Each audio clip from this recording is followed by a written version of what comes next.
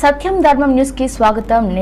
ఆడుదాం ఆంధ్ర అవగాహన 2K marathon. రాష్ట్ర ప్రభుత్వం క్రీడలకు అధిక ప్రాధాన్యత ఇస్తూ ప్రతిభావంతులైన క్రీడాకారులను వెలికి తీయడానికి ప్రతిష్టాత్మకంగా చేపట్టిన ఆడుదాం ఆంధ్ర కార్యక్రమం ఒక ప్లాట్ఫారం అని పలాస ఆర్డీఓ భరత్ నాయక్ స్పష్టం చేశారు.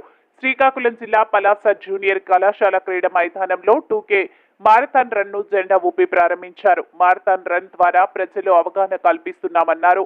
విద్యార్థులు, యువతీ యువకులు ఆడుదాం ఆంధ్ర కార్యక్రమాన్ని సద్వినియోగం చేసుకోవాలని సూచించారు. పలాస జూనియర్ కాలేజీ నుంచి ఇందిరా చౌక్ వరకు జరిగిన మారథాన్ రన్ లో మున్సిపల్ చైర్మన్లు, అధికారులు, ఉపాధ్యాయులు, విద్యార్థులు పాల్గొన్నారు.